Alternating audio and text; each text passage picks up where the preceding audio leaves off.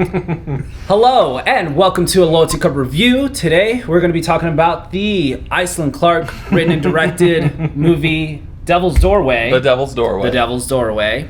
But first, my name is Richie. My name's Sean. Andy.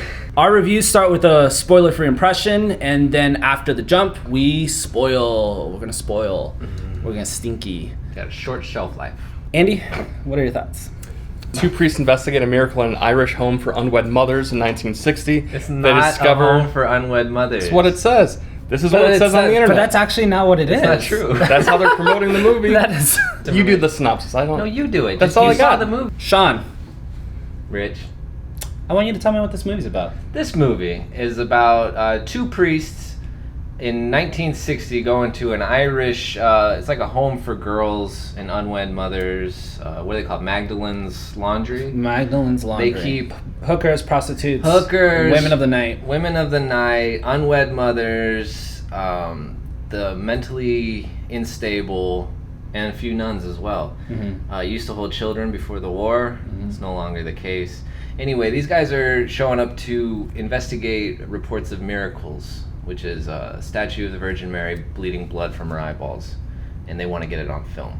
Andy, what did you think about this movie? I had high hopes for the movie. We didn't mention it's a found footage horror film, which there's a ton of those out there that I think work really well. For me, this one kind of fell flat. I think the idea was good, but they didn't flesh it out too much, and there were a lot of concepts that kind of just fell to the wayside in efforts to get to the scary parts. The jump scares and the scary parts were really fun. I enjoy those, but beyond that, it wasn't for me. You're very susceptible to jump scares. You get scared easily, yeah. I get scared very easily, and this movie scared me. So it worked. It was effective. It was effective as a horror film, but I think beyond that, for the easily frightened. If I would have seen this review, I probably would have known not to watch it. You know, I think I fell in a similar place. I did not think it was scary, though I do think there are some sequences that are kind of they're well done. I think the concept is strong, and I think it starts out really strong with that concept.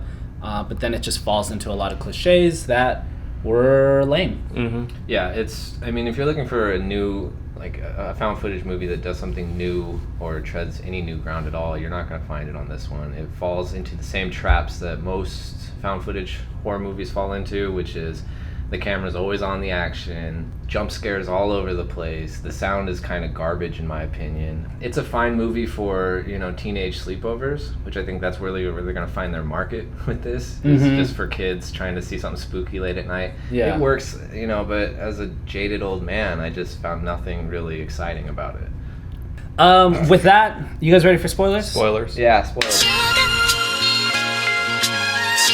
I was going to say, I think there's a lot of potential for this movie, I thought there was a lot of potential for this movie. You have a found footage movie in the 60s, and two priests investigating a miracle, supposedly. But there's some kind of horrific twist, and it ends up being that the girl was impregnated by Satan, maybe, or some kind of Rosemary's Baby situation. But there may be ghostly children running about the halls too, which they don't. Everything. They don't address half of these things they bring up, and so it fell flat for me because of that. But up until the end, I still had high hopes that something would happen because they introduced this cave scene, and the camera and the audio is along for the whole ride. But they still somehow get away with just showing flashes of the horrific stuff, like children running, but you don't really see them too long, or any of those kind of things. They didn't really flesh out, and for me, it kind of failed. So I'm actually a big fan of found footage horror movies. I think it's probably the most effective way to tell a scary story. So I was really excited for this one. I was excited also that the length of the movie is relatively short. We're looking at like an hour, 16 minutes, and I'm happy about that. I think a lot of movies just are too long for the sake of being long. I think a horror movie works better if it's short to the point. And this movie does that well. It kept my interest the whole time. It didn't pay off. I was waiting to see what would happen, and when I saw what happened, I was just like, okay, great. But I was still not necessarily disappointed until the very end, just with the movie as a whole.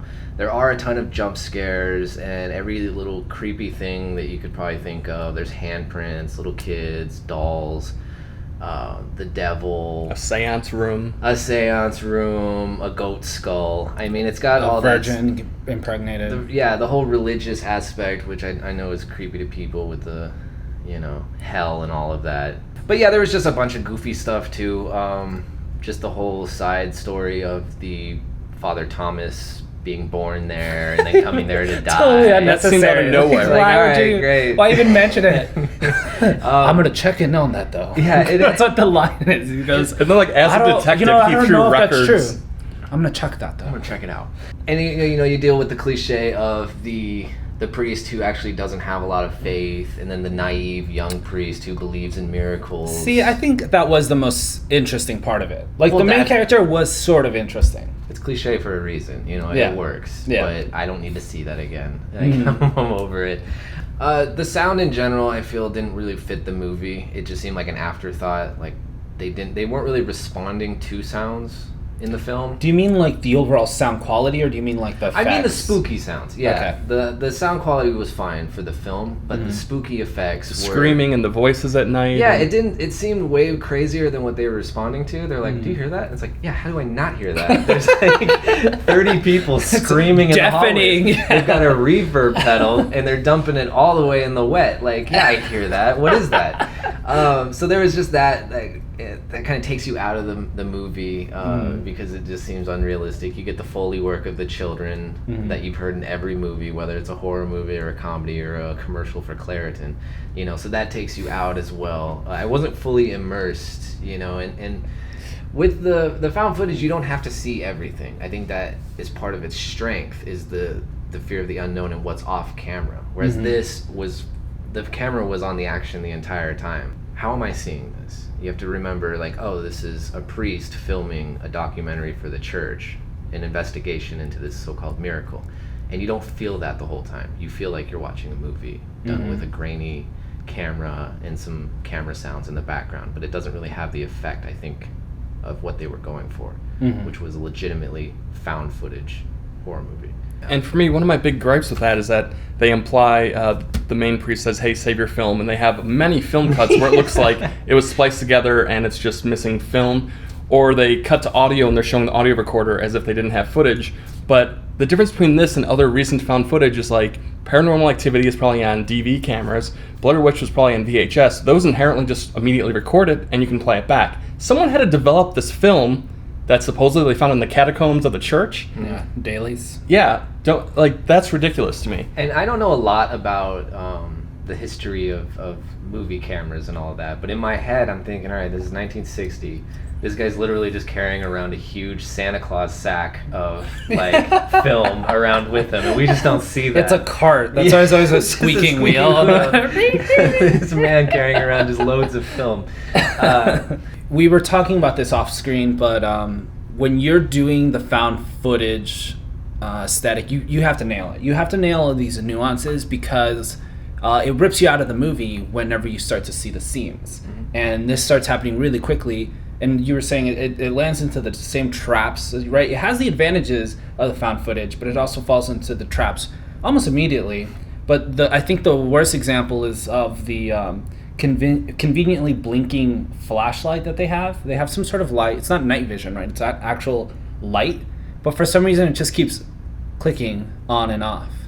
And maybe there's good reasoning for that. Maybe somebody in the comments can explain why that goes on. But I'm watching it and I'm like, this is just to be spooky. Yeah, because I guess the cop-out could be, oh, it's the demonic forces at work interfering with the light. But it's not mentioned. But it doesn't really work. It Yeah. is a cop-out. And then the light works perfectly fine later on. And he's never just like, oh, let me swap out the bulb real fast. It's just like, well, let's keep trucking. You know what I mean? And it just has this strobe effect, which could be effective. I like the idea. Like on paper, it seemed like it would work well, but in execution, it felt kind of flat and goofy. The way I viewed it was a technical aspect so that they could allow for cuts in the film if they're switching out or whatever. But yeah, I don't think realistically any kind of flash or always on light would do that. It would probably dim and indicate you need to change it out. Or if it's going to die, it'll die all the way. I don't think it would come back and forth. That could have been actually such a cool mechanic too. This is a weird analogy, but I think of like in the comic books,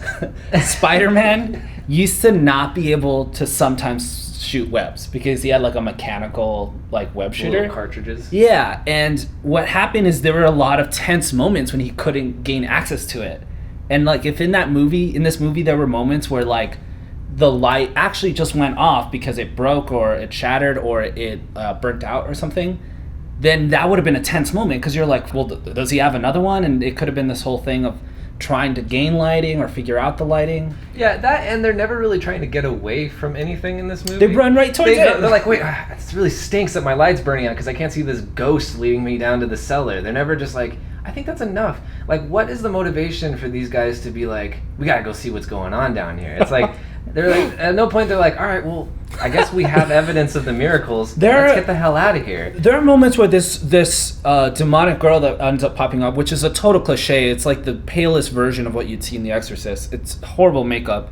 But she starts eating one of the people, and the priest, instead of like assessing the situation, figuring out what to do, runs into the room, like, and then it closes behind him. And yeah, and then he's like, she attacks, if I'm remembering the scene that you're talking about, he's like, you gotta let this girl go. And then they let her go, and she immediately attacks someone's face, and then he puts her back in there, and it's like, all right, let's get her cleaned up. It's like, what? No, like, just shut the door and be like, all right, well, this is actually none of my business. And I think this has nothing this is messed up. This has nothing to do with the reason I'm here. So keep going, ladies. Well, can you guys show me back to the statue? Yeah. That was well, and I think the director probably aimed for that to cause the motivation for the fathers to actually investigate the baby and the ghost children who take the baby to the cellar. That's probably where the motivation comes from. But they were sent there to investigate the miracle of the bleeding eyes, and they get proof of that, essentially. There's also just a point that I didn't like, and it seemed like the movie was shot out of sequence and put together, which I'm sure happens, but out of order, yeah. Because after the younger priest is terrified by the ghosts, they just kind of go on with their life the next day. Like, there's no shock, there's no trauma from the encounter. Mm-hmm. It's just like, wow, that last night sucked. Let's keep trucking, and it's just like, no, dude, like, I need that. I need to feel like this person is reacting to what's happening to him, and that he's not just there. And unfortunately, for those reasons, I just can't take it seriously. I'm, like I said at the beginning, I do think there's a market for this. Unfortunately, it's not me. It's gonna fall into the laps of, young teenagers wanting to watch something spooky. Kids who have the suspension of disbelief, which I did not have during this movie. I saw the strings, I saw everything. So it took me out of the film, and for that reason, I wasn't really able to enjoy it that much. It's fine. I wasn't offended by it. You know what I mean? It wasn't really trying to trick me. I could just tell it wasn't necessarily for me.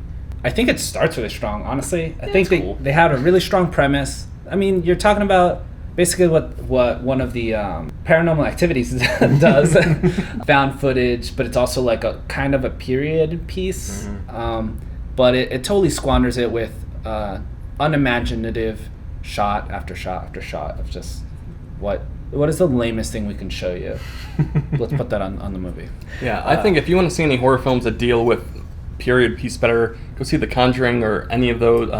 It feels like you're in the 70s in a haunted house, and like those do it so effectively, and those may not be the found footage genre. Just go watch The Exorcist again or something if you actually want to be scared and have a good film. Hard pass. Well, that's gonna do her. Thank you guys for tuning in. Please subscribe if you like what we're doing.